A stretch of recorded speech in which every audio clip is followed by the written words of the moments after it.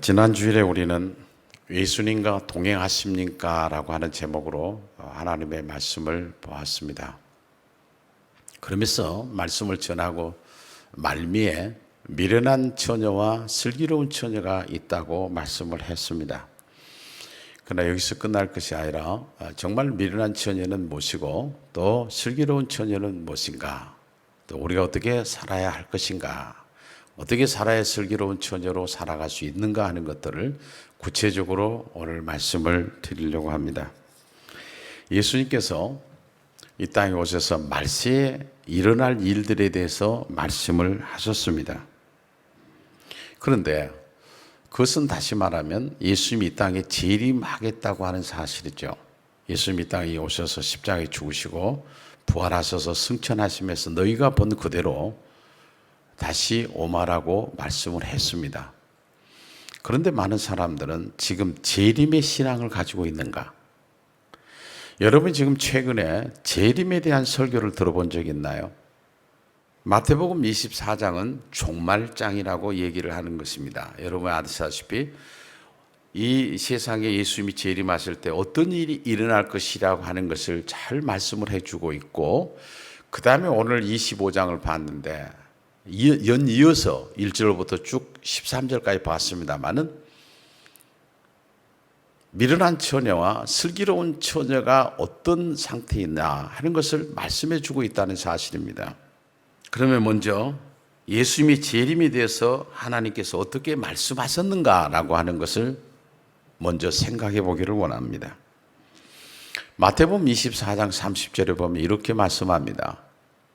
그때 인자의 징조가 하늘에서 보이겠고 그때 땅의 모든 족속들이 통곡하며 그들이 인자가 구름을 타고 능력과 큰 권능으로 오는 것을 보리라 그랬습니다. 이건 하나님의 말씀이죠. 여기서 말씀하신 내용을 보게 되면 예수님이 재림할 때 땅의 모든 족속이 통곡한다는 것이에요. 그 다음에 예수님께서 어떻게 오시는가에 대한 말씀도 정확하게 구름 타고 오신다 그렇게 말씀합니다. 그리고 각 사람들이 볼 수 있도록 오신다. 예수님께서는 은밀하게 오시는 거 아니라 공개적으로 오신다고 하는 말씀입니다. 그리고 방금 말씀했던 언제 예수님이 오시는가에 대한 것도 정확하게 말씀을 하는데 베드로후서 3장에 보면 이렇게 말씀합니다. 주의 날이 도둑같이 오리니 그날에는 하늘이 큰 소리로 떠나가고 물질이 뜨거운 불에 풀어지고 땅과 그 중에 있는 모든 일이 드러나리로라 그랬습니다. 예수님의 재림은 도둑같이 오신다 그렇게 말씀하고 있죠. 도둑이 들어올 시간을 아무도 모릅니다. 이 말씀은 예수님의 재림은 예상치 못할 때에 오신다고 하는 사실입니다. 예수님께서 재림하신다는 말씀을 우리는 마태복음 24장의 종말장에 보면 굉장히 구체적으로 나와 있어요. 그리고 구약에도 신약에도 재림에 대한 말씀이 계속 하고 계세요. 신약에서는 특별히 요한계시록에서 예수 그리스도가 이 땅에 재림하실 때 어떤 일이 일어날 것인가에 대해서 너무 정확하게 말씀들을 하고 계세요. 그 중에 몇 가지는 보면은 마태복음 24장에서 나온 내용만 한번 보면은요, 거짓 교사들이 일어날 것이다. 진짜가 아니란 말이죠. 그리고 전쟁과 전쟁의 소문이 들릴 것이다. 그리고 기후변화와 기근과 지진이 많아질 것임을 말씀하고 있습니다. 또 하나는 사람들이 더 악해질 것이다. 그리고 사람의 마음에 사랑이 식어갈 것이다. 그래서 세계적으로 보면은 지금 말씀했던 부분들이 아주 가깝게 일어나고 있습니다. 그래서 어떤 분들은 이 시대를 바라보면서 지금 종말의 시대가 아닌가. 그러나 종말장 다음에 연결이 된 24장에서 25장으로 넘어가는 이 25장에서 연결되는 부분에서 열천의 비유가 나옵니다. 어떻게 하라는가? 우리에게 경고합니다. 24장의 말씀을 통해서 이런 일이 일어날 것인데 너희는 어떻게 살아야 하느냐 하는 것에 대해서 하나님이 우리에게 말씀하고 있다는 것입니다. 오늘 25장 읽었는데 1절로 2절을 보면 이렇게 말씀합니다. 그때 천국은 마치 등을 들고 신랑을 맞으러 나간 열 처녀와 같다 하리니 그 중에 5은 미련하고 5은 슬기 있는 자라 그랬습니다. 이 열 처녀 비유에 나온 말씀을 우리가 1절부터 13절의 내용을 더 좀 이해하려고 하면은 여기에 나온 단어들을 먼저 이해하는 것이 좋습니다. 신랑이라고 하는 것은 예수님을 의미합니다. 그리고 열 처녀라는 것은 교회와 성도들을 말하고 있습니다. 슬기로운 처녀는 하나님의 말씀과 성령을 사모하며 사는 사람을 말합니다.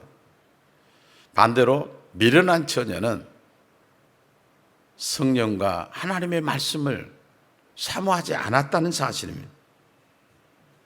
그리고 등이라고 하는 것은 하나님의 말씀을 말합니다. 그리고 기름이라고 하는 것은 성령을 의미합니다. 잠이 들었다고 하는 것은 교회와 성도가 영적인 상태가 어느 정도 됐냐 하는 것을 말해주고 있습니다. 그리고 밤중이라고 하는 것은 교회와 성도가 아주 깊은 잠에 빠져 있다는 것을 말해주고 있습니다. 그리고 문이 닫혔다는 것은 회개할 기회를 잃어버렸다는 겁니다. 미련한 처녀들은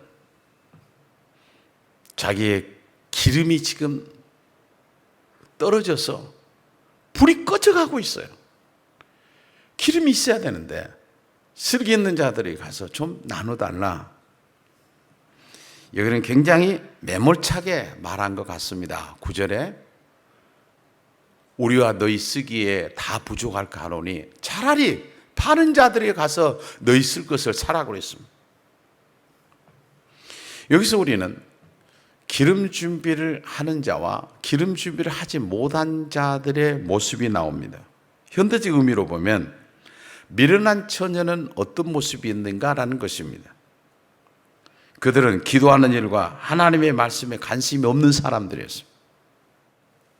또 하나는 영적인 민감성이 없는 사람들이었습니다. 그래서는 자기는 괜찮다고 생각했습니다. 성경을 자세히 보면 사탄의 하는 일이 나옵니다. 성경에 수도 없이 사탄이 하는 일이 나오는데 그것은 우리가 창세기서부터 아담과 하와를 에덴 동산에서 쫓겨나도록 유혹했던 게 사탄이잖아요. 그 사탄은 지금도 이 시대까지 계속해서 존재하고 있습니다.